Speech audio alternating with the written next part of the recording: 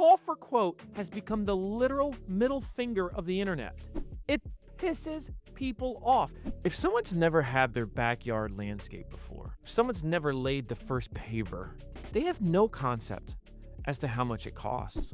The first question that most people have once they know they need a thing, and this, by the way, is the gate of the thing called the buyer's journey. It's always the same question. So roughly, what's this going to cost? You're watching the Leanscaper podcast, where landscapers come to grow. If you want the systems, stories, and strategies to build a lean, mission-driven company that your team loves working for, keep watching. Ladies and gentlemen, welcome back to the Leanscaper podcast. This is Benji. I'm really excited because today is one of my favorite guests. So a few words on Marcus. Marcus is the author of They Ask You Answer, The Visual Sale, and then most recently, Endless Customers, a proven system to build trust, drive sales, and become the market leader. But look, I don't want to do a boring kind of typical just hype reel intro. Accolades aside, I'm just going to tell you why I asked him to come back. The sales and marketing guru world, Marcus knows well, is, let's just say, a mixed bag. You have the slick back hair, sleazy sales trainer types. You have the in-your-face, really corny as hell marketing people. After 10 years in this space myself, I have yet to meet someone who explains how to build a revenue system for your company as clearly and as actionably as Marcus. That's why he's here. So welcome back. Thanks for coming. Word, Benji. I appreciate that, big dog. Yeah, I love it. So listen, I want to start here. Trust deficit. I audiobooked it this time, and about, 10 minutes in or 12 minutes in, I was kind of stopped in my tracks on a run. When you talked about the trust deficit, there was something really intuitive that clicked for me, and I'm giving you, I want you to be long-winded on this answer, and I'll ask it this way. Can you explain the trust deficit as a concept? But then I think more importantly, like, walk us through the last 20-ish years of the internet's evolution and the way people find things and the way people buy things, and what led us to this point that we're in right now where you're talking about the trust deficit. That is a good, heavy question to start, which I think is a good thing there, Benji.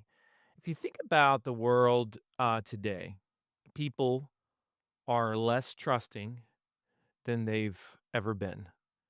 And there's a few different reasons for that, right? One of the biggest issues is we don't really know who to trust anymore. We're not sure which brands to trust. We're not sure which experts to trust. We're not sure which politicians to trust. And now with AI, we're not sure even what video to trust, what images to trust. There's this thing called the reality paradox, which is really, really fascinating. And what that basically states is when anything can be faked, we have no idea what is actually real. And that's where it's I've got a few different YouTube channels. One of them is a fishing channel of all things. I'm a big fishing guy, and I've got a pretty successful YouTube channel for offshore fishing. I'm already seeing people say in the comment section, "That's not real. That didn't happen." They would never have said that before, but they're saying that today because there's a trust deficit. People don't know who to believe, what to believe, etc. Now, if a company is but willing to lean into that and to quickly say or do something that surprises the prospect, the customer, something that they wouldn't expect to be said, makes them flinch almost like, what? Did they really just say that? I can't believe they just said that. Seriously? Wow. All right, I'm leaning in now. You got my attention now. Now we're cooking with gas. It's interesting too, because if you look at what's happening over the course of what is almost 30 years, I mean, we've had email for since 1996, 97. We started using it in earnest, right? Along the same time, internet comes around. By the early 2000s, everybody starts to use it pretty aggressively to learn and to shop and to research. And over the course of this time, we have become infovores, all of us, for the most part, especially when we're shopping for something or researching something that's important to us, like our backyard, for example. It's really important to us. We don't want to screw it up. We're going to do a lot of research. And so studies show that buyers are more informed than they've ever been. they're less patient than they've ever been. They have higher expectations than they've ever had. The average buyer is 80% through the buyer's journey before they even reach out to a salesperson, right? Which means that they're vetting you to death before you even know they exist. So the question begs, are you winning the 80%? And oh, by the way, that number is only going to grow. It's only going to get higher with time, which means your sales process, the traditional one, where you, from the point where you shake their hand and to the point where you close the deal, that is becoming a smaller journey in terms of what you do and what you teach and necessarily what you say because they're getting so much on the front end before you've actually met. One last thing about this, 75% of all buyers say they would prefer to have a seller free sales experience. Why? Because, and that number's growing too, because we all want to feel confident, we want to feel comfortable, we want to feel informed. We want to feel like before I talk to that salesperson, to that designer, whoever it is, I'm not going to make a mistake. I'm not going to be taken advantage of, that I am, for the most part, informed enough to have an educated conversation.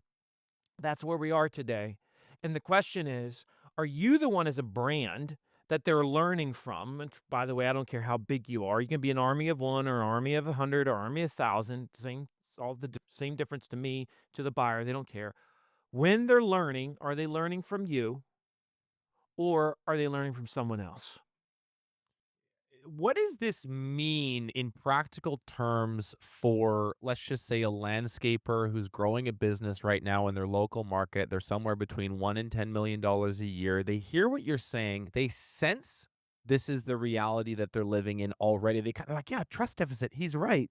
What does it mean in practical terms for someone who's growing a business in this more trust free, more cynical environment, buyer's environment compared to the past? Yeah.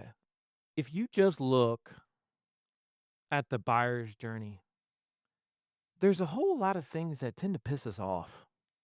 They just annoy the crap out of us when we're the customer, when we're the prospect. Perfect case in point. If someone's never had their backyard landscape before, if someone's never laid the first paver, they have no concept as to how much it costs. I mean, maybe they do slightly, but most have no clue. And so therefore, the first question that most people have once they know they need a thing, in other words, when somebody says, "I need a new paver patio," or I need, new plantings or whatever the thing is, or, I wanna just resod my entire backyard. It doesn't matter what it is. The second somebody says that, the next question that follows is always the same. And this, by the way, is the gate of the thing called the buyer's journey. It's always the same question. So roughly, what's this gonna cost? That's Right. the same question. It's every time. It's for every listener. Now, here's what's extraordinary. For a lot of people, customers, buyers, if they can't get that answered, like to their liking, to give them a sense of, oh, okay, now I feel like I understand. I can move forward. They won't move forward. At least not with you. So this is the gatekeeper. This is the hall pass. This is why it's so fascinating when I talk to landscaping companies to this day. I mean, I've been speaking on this for freaking 15 years on stages. And I ask a group of landscapers, how many of you right now talk a lot about cost and price on your website? Right now. How many? Always less than 10%. 15 years in, dude. Sure. 15 years in. This means all you're doing, call for quote has become the literal middle finger of the internet. Right. It pisses people off. Now, of course, I say that, and there's a certain percentage of your audience, most of which haven't heard me speak. The ones that have heard me speak, they're like, oh, yeah, I'm down because they get it, what we're talking about already. But the other ones who are still living in the past are thinking, I've got to put my exact prices. Foolish, foolish. Because if you want to do this the right way, which by the way, this lends itself to really the payoff of endless customers, which I know you're going to ask about. So sorry to jump the gun a little bit here, Benji. But in the book, the payoff to the book is we're going to show you how you can become the most known and trusted brand in your market. Period. Because trust is the thing that's going to last forever. Facebook ain't gonna last forever. Google ain't gonna last forever. I mean, Google's really in trouble. What's gonna last forever? The importance of becoming a known and trusted brand, not going away. No matter what happens with AI, not going away. You're gonna have to be trusted by AI, so they recommend you. You're gonna have to be trusted by the homeowner, so they recommend you. Period. Full stop. So trust is core at our business. We got to address those things. We've got to become the most trusted voice, which means we got to be willing to do things others aren't willing to do. So in the book, we've got these 4 pillars of a known and trusted brand. And the first one is you got to be willing to say what others aren't willing to say. Mhm. And that is specific to you listening to what they want to know and then deciding, am I going to give them what they want? Or am I going to sit there and say, well, that's not how we've been doing it. That's not our buyer. So let's just talk about the price thing for a second, if we could, because this thing just gets buyers so fired up. And me, it's the biggest no brainer in the history of Earth, yet I still see pushback all the time from businesses. If you're on a website and you're looking for cost and price information and you can't find it, how do you feel? You get very frustrated. You get annoyed very quickly. Do you stay on the website? No, not for long. Seconds, maybe. Do you call that company? No. What do you keep doing? You keep searching. You search until what happens? Until you find what you're looking for. And whoever gives you what you're looking for, oftentimes they're going to get your business. If not your business, they're going to get first phone call. Now, that goes back to that initial question. Roughly, how much is it going to cost? Mhm. That gatekeeper question. And so, how can businesses address this online? Just a couple different ways that you can do this, that you should do this. First and foremost, you can have a pricing page on your website, not some pricing tab that takes them to a form that again pisses them off. No, we're talking about a pricing page. And on that pricing page, you explain all the factors that drive the cost up for your services and products. Cost up drives cost down, why some companies are expensive, why some companies are cheap, roughly where do you fall? Okay. And I give this in great detail in Endless Customers. Like there's a bunch of other things you can discuss in there, but that is like a really proper pricing page. Okay. Again, you don't have to give exact prices, but you're really giving them a great sense as to how to buy, what to expect as they're shopping, the market, and roughly where do you fall. Number two, like next level up, is you can do that in the form of a video. Now you're showing really showing what drives cost up, what drives cost down, why some companies are expensive, why some companies are cheap. Okay, so that's number 2. Number 3, and this is gonna become table stakes, is put a pricing estimator on your website. And of course, as you know, Benji, because we were talking about this pre-call, I have a company called Price Guide. It allows those that are in any service-based business, but really the specialty is home improvement, home services, to quickly, easily, and cost effectively build pricing estimators for their website, oftentimes in less than 30 minutes. And what we see over and over again, because now I've got hundreds of companies on this, and I've probably got at least 50 landscaping companies, is my Sure. guess, something like that. I got a bunch. I know some of them. Yeah, they love Yeah, it. yeah. When you put this on your homepage and you show it well, which is the caveat to this, of course, you will 3 to 5x your leads immediately. 3 to 5x. So if you're getting 5 leads a week on your website right now that are legit leads, let's call them, you'll now get 15 or more if you have a pricing estimator. Now, the key is on the homepage, the call to action is get instant estimate. That's the magic phrase that makes somebody like click on it every time. And at the end, before they get their price, they give you their email. So your database is being built, right? You can build the form out however you want. You can build the estimator however you want. But Price Guide allows you to do this very easily with the help of AI. You can customize it in many different ways. It's extraordinary how well it works. And I'm going to stress again, this is becoming table stakes. And one other thing, Benji, about this, and I know I'm getting ahead, I'm already driving you crazy because I can't stop. But here's what the future looks like to Mr. and Mrs. Homeowner. Mrs. Homeowner have a shopper that they've named kind of like Alexa in their house, but it's an AI assistant or it's an AI agent, whatever you want to call it. And they say to their assistant, "Hey, we want a brand new patio in our backyard. Here's some of the different parameters of what we're looking for. We want you to research the top landscaping companies in our area. We want you to focus in on based on your essentially quality parameters. We want you to focus on the top 10. And from the top 10, we want you to come back to us with a top three that you'll recommend and pricing for each one, a general price estimate based on the parameters we've given you. And then your AI assistant goes and 15, 20, 5 minutes later, whatever it is, it comes back and it says, "Hey, Mr. and Mrs. Homeowner, based on your parameters, I looked at these 25 companies locally. Of the 25, 10 of them had reviews and other information that made me say, okay, the quality's high enough. I feel good about them. Of those, only 5 of them had estimators. And of those, I went through the estimation tool for each one, and I've chosen these three. Would you like to know which one of the three I would recommend?" That's the future, Benji. And that's why the future is going to be based on trust signals.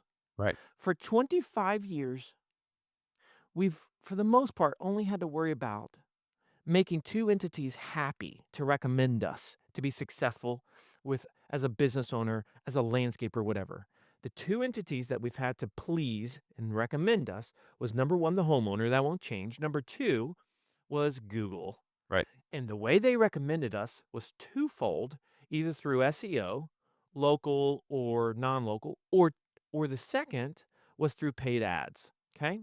Well, anybody that is in the paid ads game will openly say this year that they're spending more and they're seeing less results. And the reason for this is because companies are seeing less traffic from Google. The reason for that is because everybody's now realizing, hey, I can get better answers faster on a tool like ChatGPT.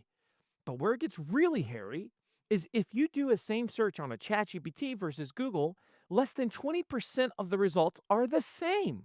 In other words, they're using different parameters to give you recommendations. And which, by the way, some of you that are holding out on Google thinking that it's built to last, do you really think showing 5 sponsored searches as the first things you see is what the homeowner wants? No, they don't. People are becoming more educated every single day on how much easier and better and more enjoyable it is to shop using AI. And so now you've got a third party that is going to influence your entire business, not just the homeowner, not just the traditional search engine. Now you've got these AI platforms like a chat, like a Claude, or whatever else comes out. And it's more challenging because you can't pay your way to success. You can't just throw money at it today and expect to fix the problem. And you can't just do traditional SEO and think that's going to work either. What you have to do is you have to build out trust signals. Now, Mhm. what's interesting is homeowners respond to trust. There's a set of trust signals for homeowners, and then there's a set for AI, and there's some overlap, but they're not all the exact same. So what's interesting is now you've got to say, okay, I've got to build my site. I got to build my content to make AI happy. And I've got to have enough of these trust signals so that we win the day. And if you don't produce them and if you don't get AI's attention, I'm sorry, but you could be in very big trouble. Last point before I shut up, Benji. All of this means that you need to build a stinking known and trusted brand. That's what you've got to do. All right, I gotta stop. Otherwise, I will go a whole show and you won't get to ask me This your I'll great just sign questions, off. Yeah, and I'm yeah, gonna annoy. I'll I'm just never turn gonna my get camera off. invited back, and that'll make me sad.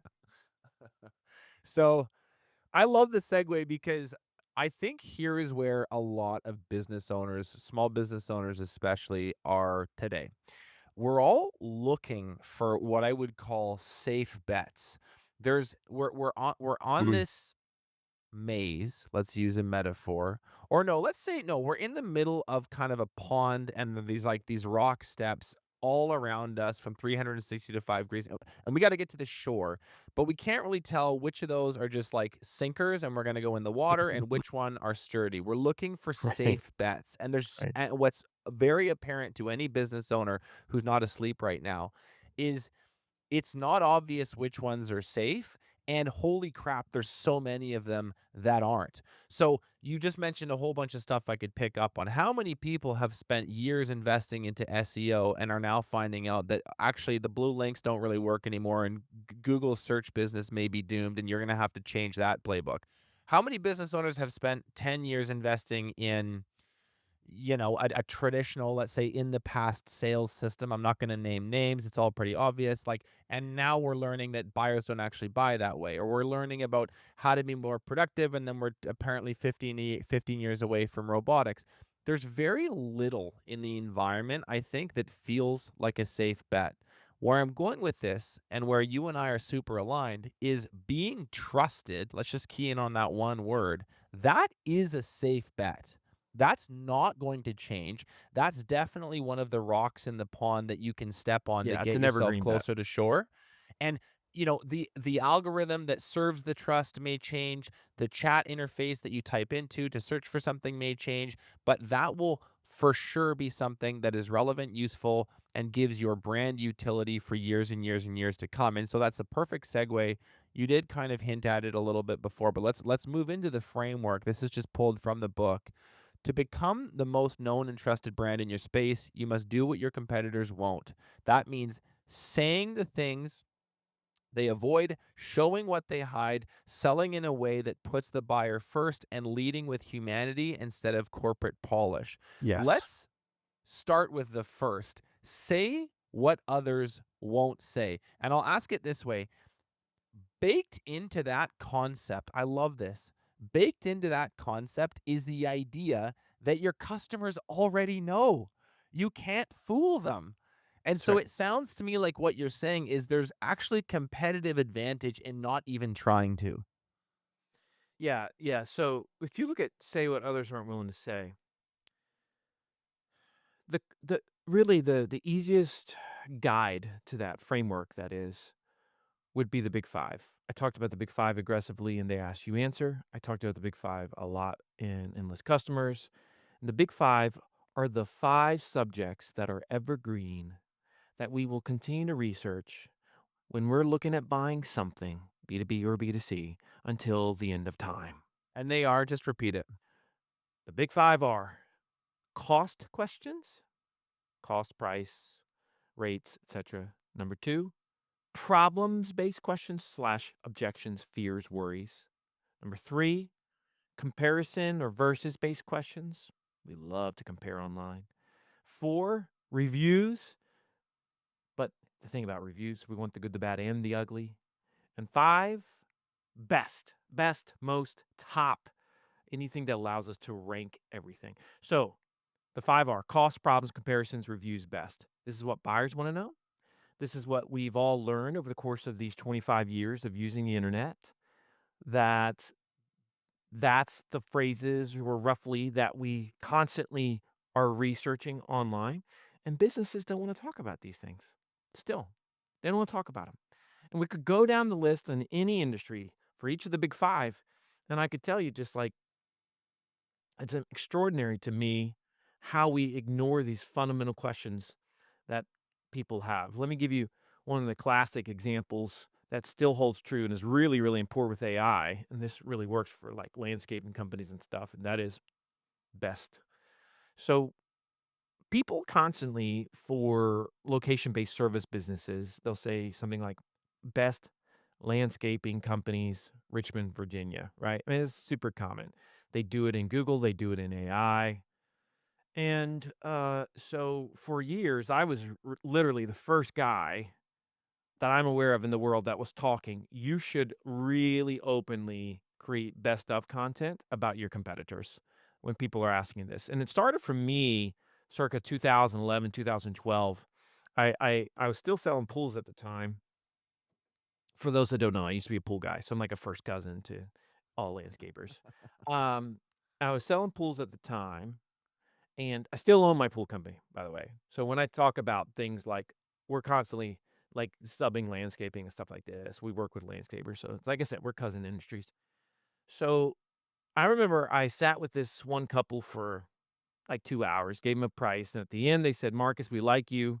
We want to get this pool from you, but if we don't get this pool from you, is there anybody else that you might recommend? And I thought to myself, oh gosh, I hate this question. And I got it a lot of times before, but this time it just struck different, man. It landed different. So I said, you know what? I'm going to go home and I know people are asking this. I know they're searching it online. So the rule was they ask you answer, right? So I'm just like, I'm going to address it online. So I wrote an article, who are the best pool builders in Richmond, Virginia, review slash ratings. And I came up with a list of 5 of the best pool builders in Richmond, Virginia. And I talked positively about each one. And what was wild is once I wrote that, when you started researching my competitors, like reviews, Playmore Pools, Richmond, Virginia, which is one of my biggest competitors in Richmond, Virginia, you find us because you'd land on our website and we were leading the conversation. And at the time, I recommended when I first started teaching this, I said, don't put yourself on the list because it's self serving. But I've actually changed that tune since November of 2022 because, of course, in November 2022, ChatGPT comes out. And now people everywhere are going to ChatGPT and other sites, but ChatGPT especially, to get recommendations. And they're doing things like Best Landscapers, Richmond, Virginia.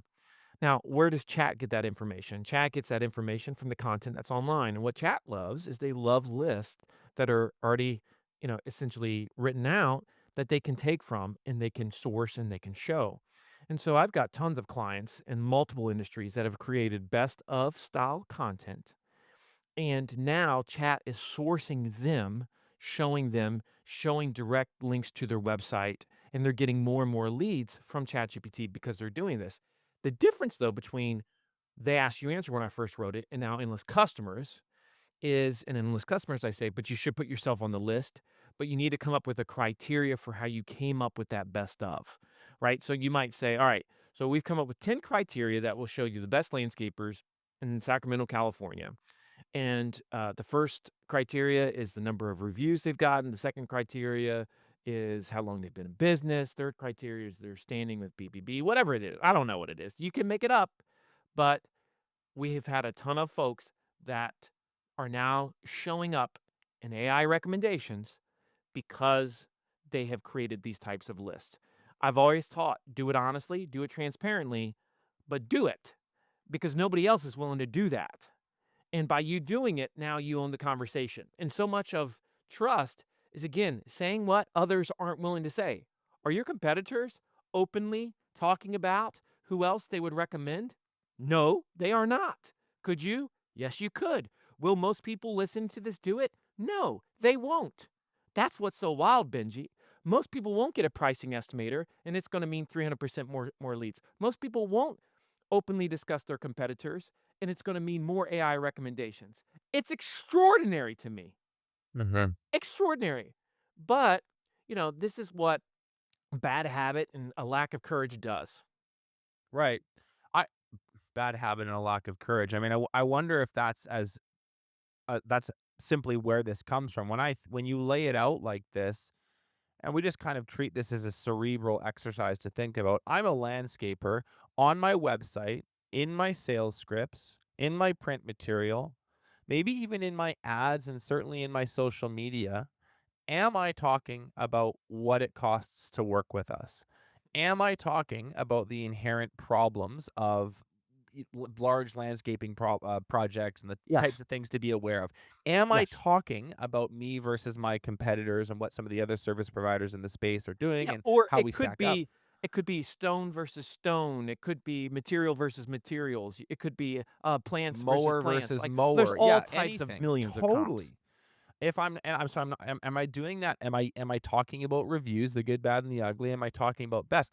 That seems like a pretty, like, simple playbook to run, Sure and yet does. you're still on stage talking to people, and fewer than 10% of the room is putting up their hand That's when you right. ask them if they talk about price. How can that be? Where does this fear come from? Because it's clearly blocking a lot of people from what I think is an absolute layup when it comes to getting found Correct. online.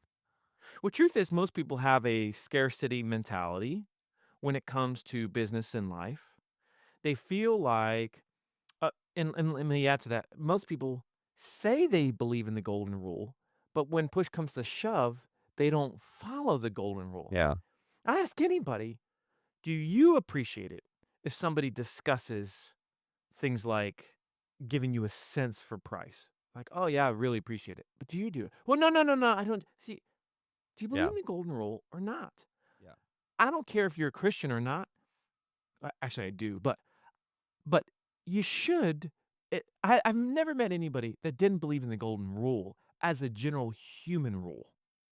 Yeah, it's Eh, like sell the way that you like to you buy. wanna be s you would Yeah. rather be sold to. That's Yeah. correct. It's all the same thing, right? Treat others as you yourself would wanna be treated. Market to them as you yourself would wanna be marketed to, sold as you wanna be sold, service as you'd wanna be serviced, right?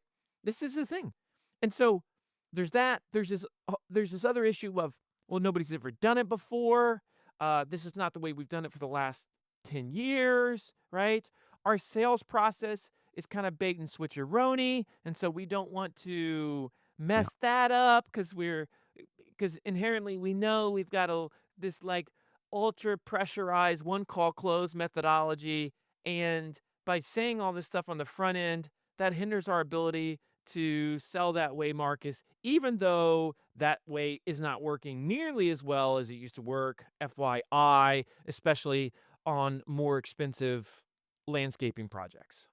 Um, let's talk about showing what others won't show. And I think that you're well, two things. One, that book, The Visual Sale, was something that I took and implemented aggressively in my last company with my last media team. It was something we took very, very seriously. So it's front of mind for me. Secondly, I really think that this industry, landscaping in particular, compared to other service providers, they have a lot to show. You and I have talked about this before offline. It's like these It's glorious. businesses are content gold We have mines. the most visual industry in It's the world with landscaping. insane. There's so much to work with. Can you Mhm. imagine trying to show and you are a bookkeeping service or you're a CPA? That's a hard business to show. You're a landscaper. The dirt is out there, the equipment's moving, the crews are sweating, the Everything's weather's a story. changing. Everything's a story. I mean, these things are content factories. So I just Mhm. want you to talk about how landscapers can show what others won't show in a way that's accessible, approachable, and hopefully boosts the revenue. Yeah. Let me say something that'll make some people vomit in their mouth in a good way, and that is this. I have talked to many people and heard many people have said, "Man, since AI came out, I'm getting less traffic to my website." I have not heard a single person say, "Since AI came out, I'm getting less YouTube traffic." Here's the rub. The rub is there's a very strong argument within the next 5 years, your YouTube page is gonna be more important to your brand than your website. And that's why you have to start thinking like a media company. Mhm.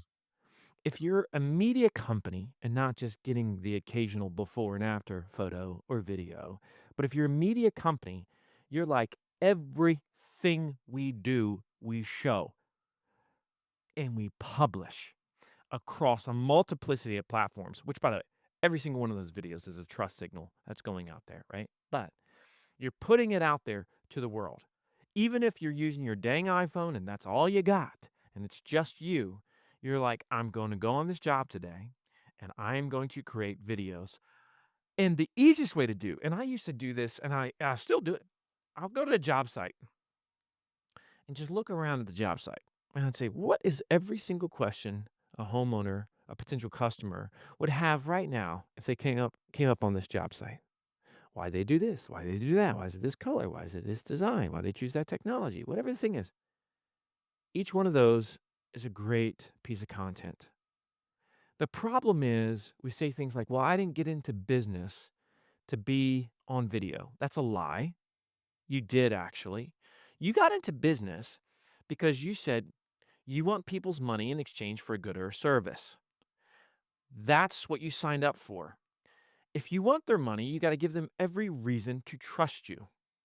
And you also have to meet the market where the market is.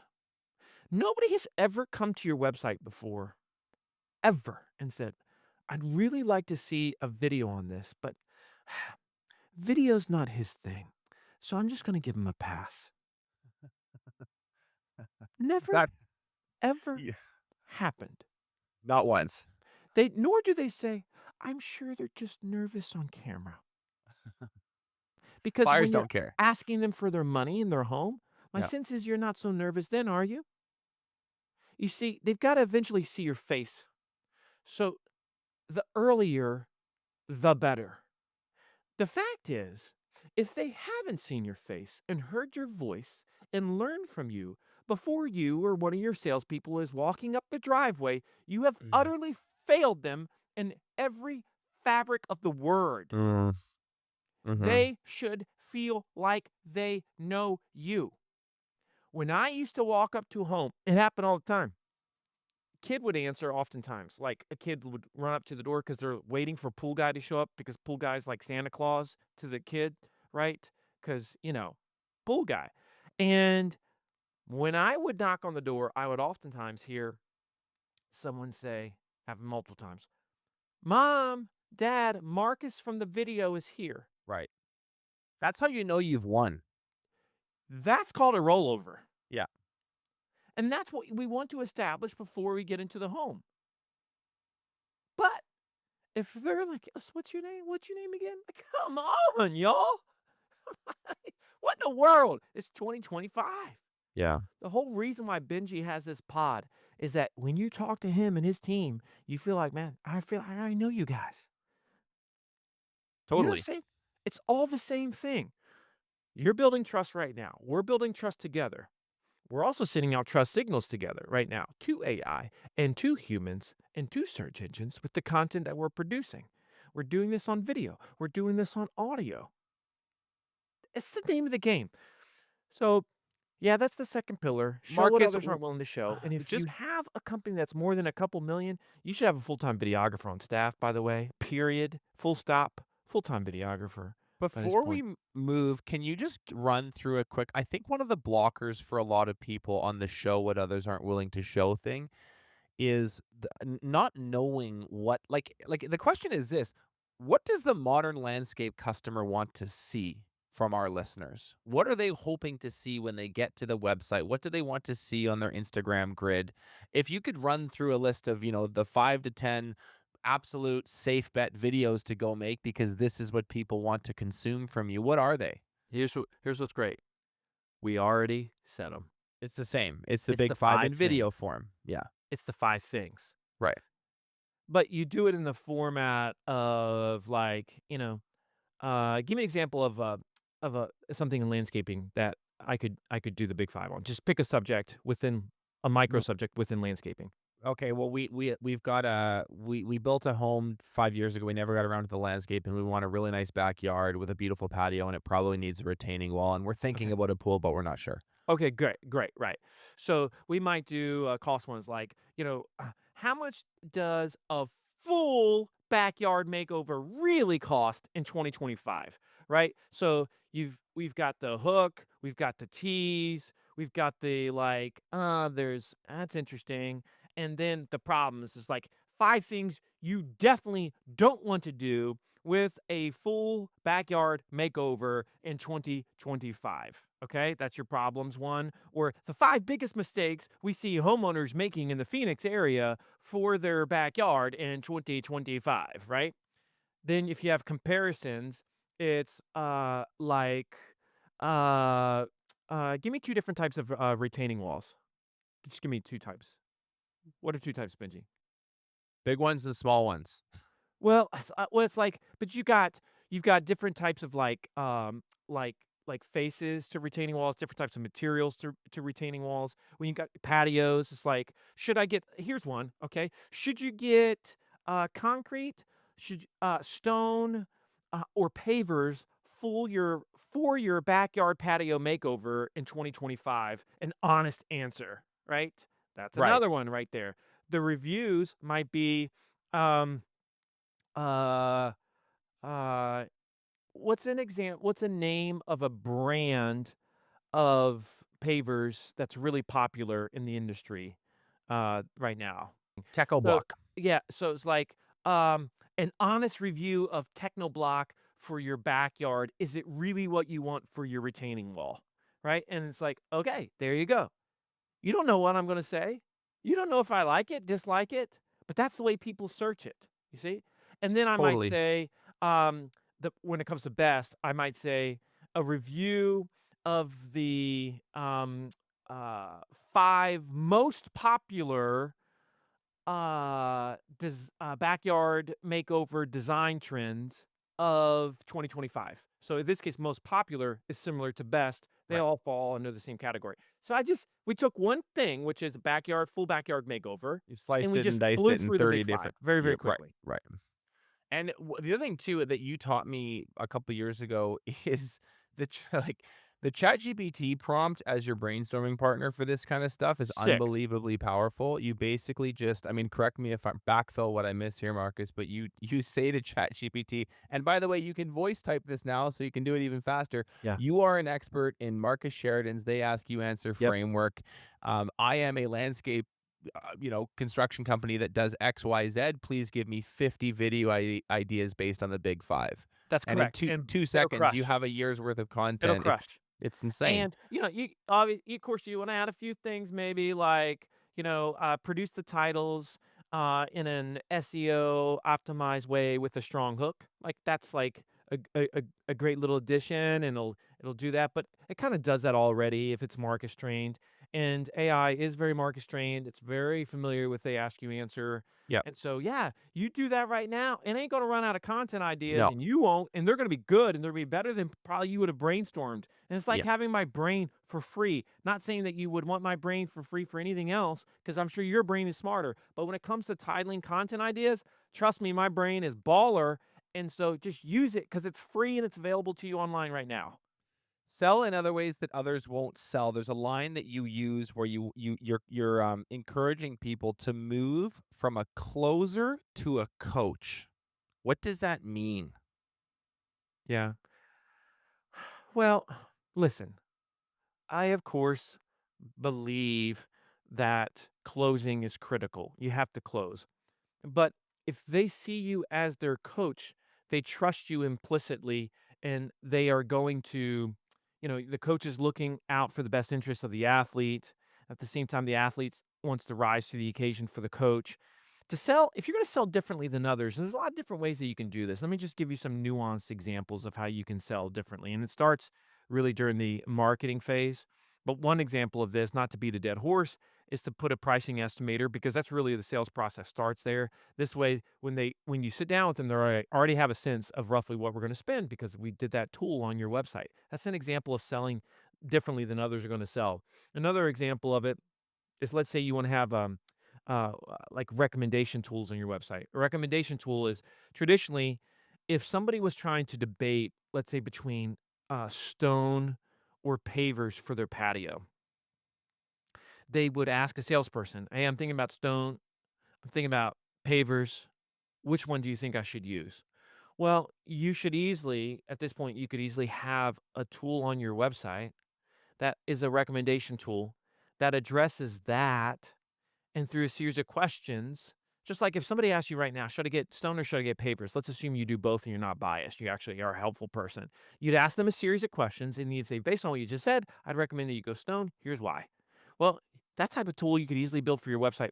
Boom. And that's really powerful. Another example is sending a one-to-one video to the person before you get to the home so they see your face and hear your voice as the salesperson, right? So you might be a new salesperson and you don't have a bunch of videos on the site, but you've got an appointment with Mr. Jones at 8 o'clock on Monday. So, you send Mr. and Mrs. Jones a video that says, "Hey, Mr. and Mrs. Jones, I'm Marcus. I'm the guy that's going to be walking up your driveway. I wanted you to see what I look like before I meet you. Let me tell you just briefly about myself and what we're going to cover. Here's a few things that you want to know before I get there." Okay, boom. That's selling differently than others are willing to sell. All of these things. Now, I could go really into, by the way, some of those actual selling skills that are lost arts, like, for example, over 95% of all the salespeople in the landscaping industry do not do role play sales training once every 6 months. Benji, are you kidding me? Once every so what's happening here is we might have sales meetings where we talk about pipeline, but we're not doing sales trainings. Very different, by the way, where we're doing role plays and we're enhancing our skills. It's a tragedy that we've lost many of these just fundamental connection skills because we're practicing on our customers instead of practicing on ourselves, which I think is a tragedy. And again, that's inexcusable. That's selling differently than others are willing to sell. And we can literally go on and on, but these are just some different examples. Being faster than everybody is when it comes to the sales process, that's a major one. I am so much faster than most folks. Speed is the name of the game. So just like little things that you can do to sell very differently than others are willing to sell. How should sales teams structure themselves? Actually, sales and marketing teams for growing businesses. How can sales teams make themselves basically a content engine for the marketing team? In other words, one of the most powerful listening mechanisms that you have as a service provider is the training data, to use a modern term, Mhm. gathered in sales Yeah, meetings. So you are meeting 10, 20 customers a week, you're talking to them, you're listening to them. You are, if you're a good salesperson, you're taking notes. If you're really advanced, you have a little recorder that's going with you now.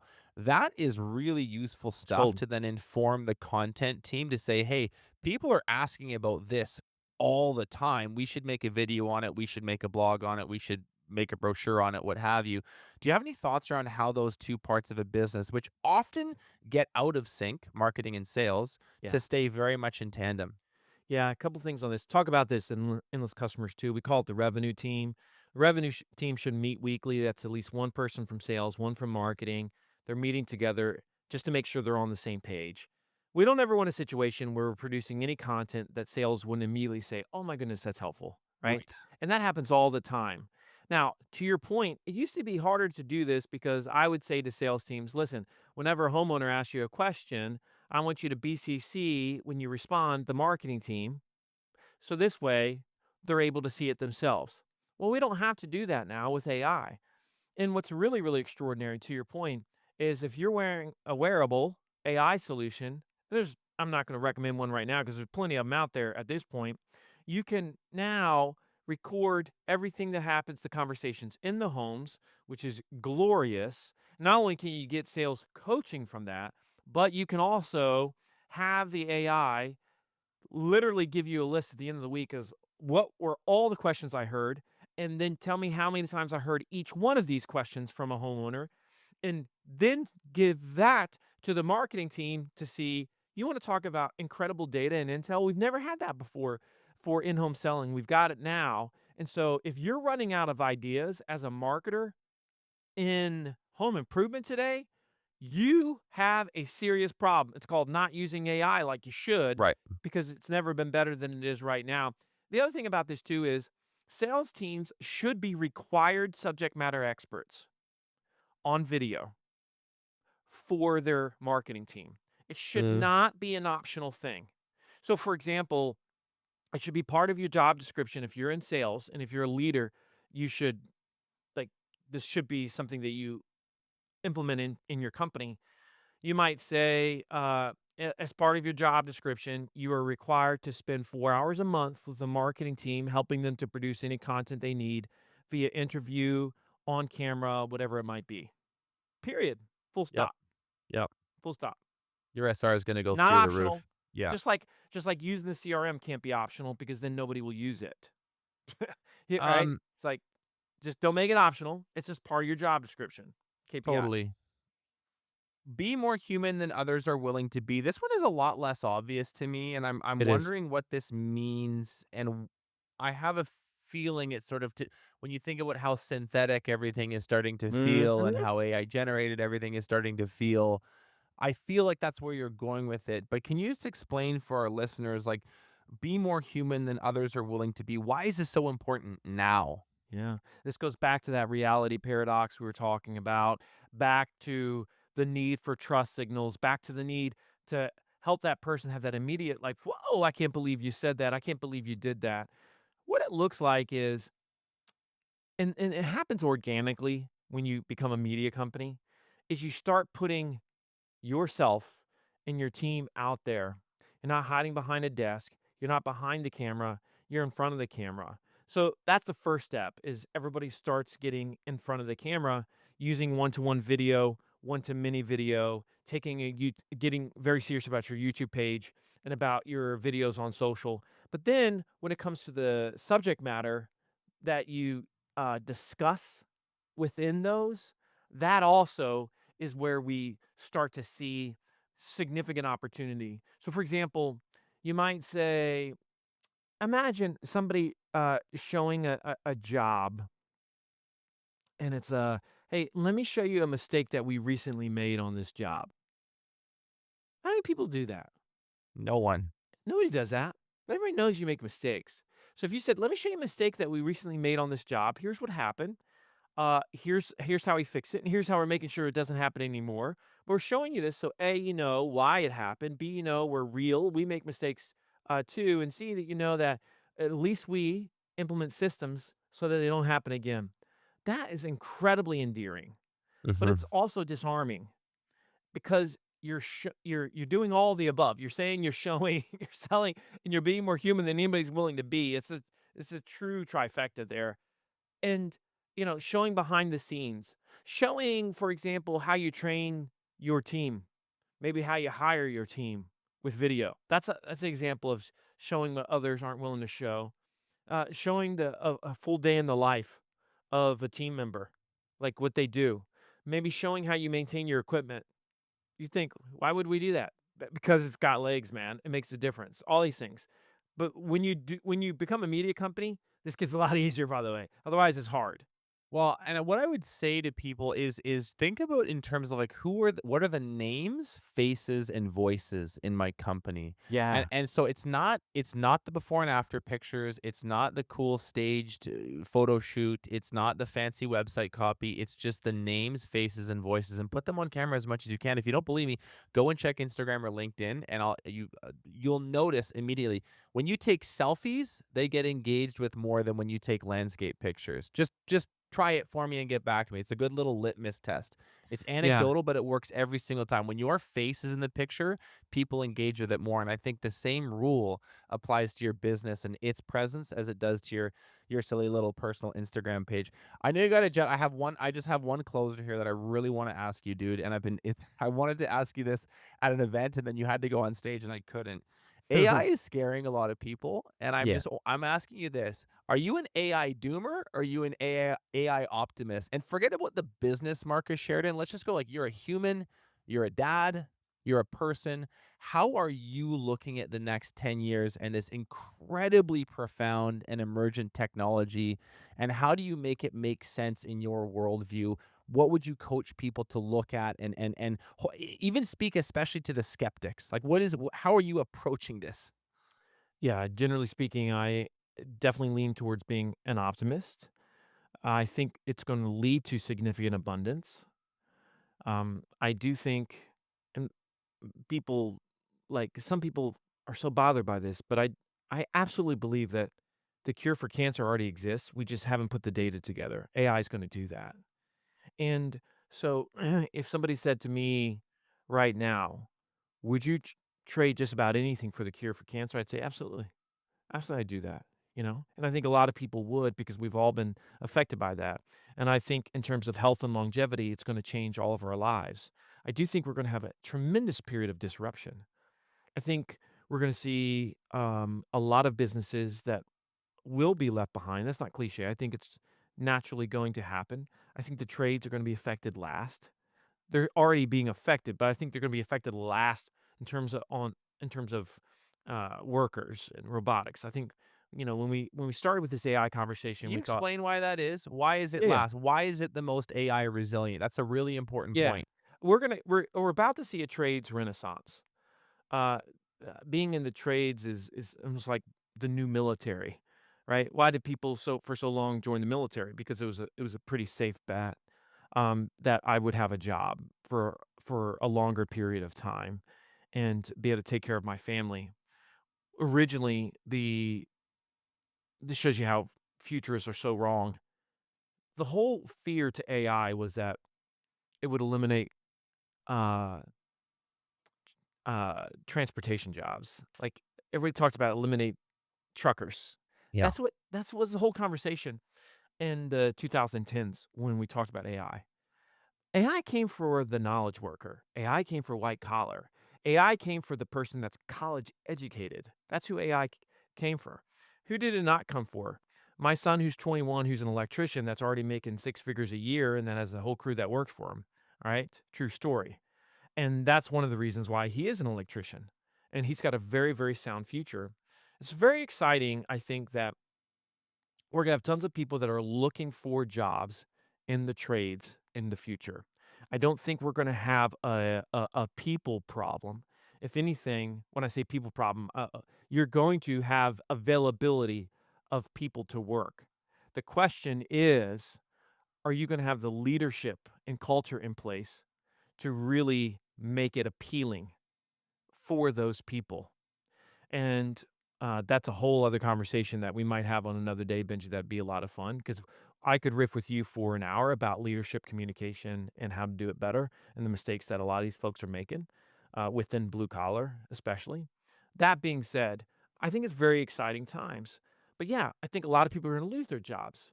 People are already losing their jobs. One of the silliest quotes that you kept seeing early on in AI was, AI is not going to replace you. Somebody using AI is going to replace you. No, reality is AI is going to replace you with or without that person using it Hmm. because that's where it's all headed. That being said, that being said, there's a ton of jobs that are going to come to us in the future that we don't even know exist yet.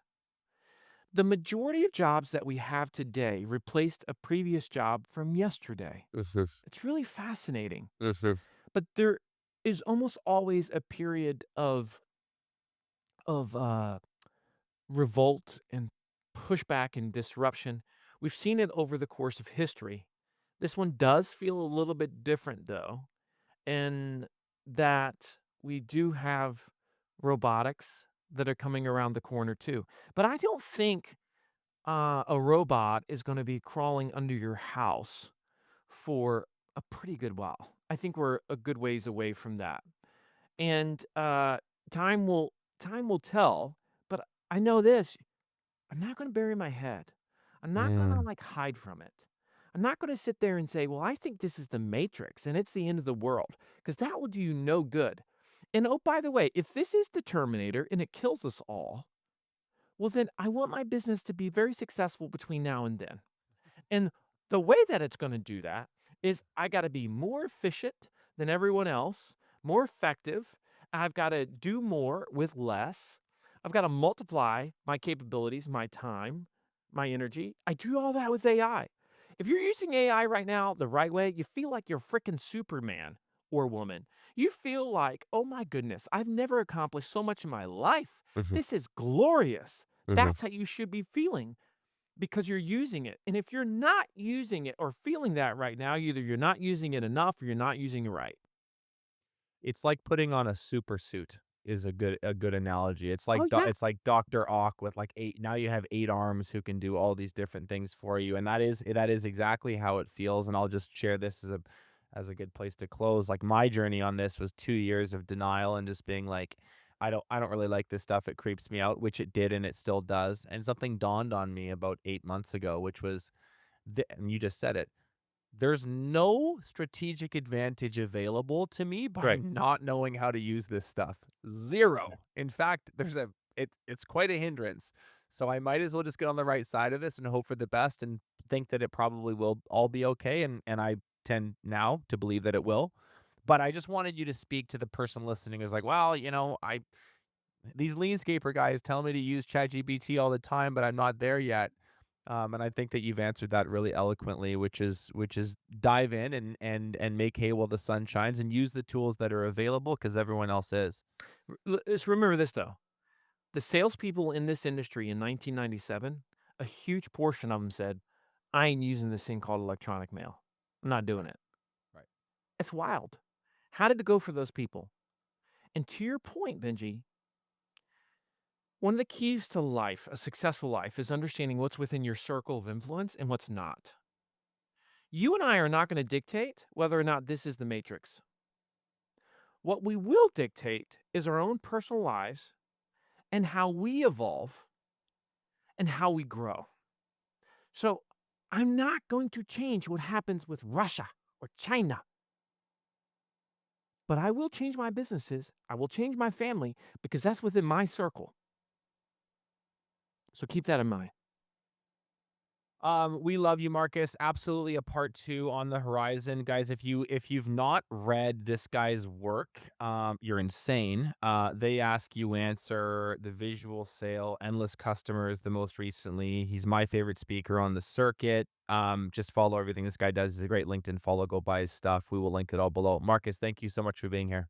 You know, my man, my pleasure. Thank you. Appreciate you.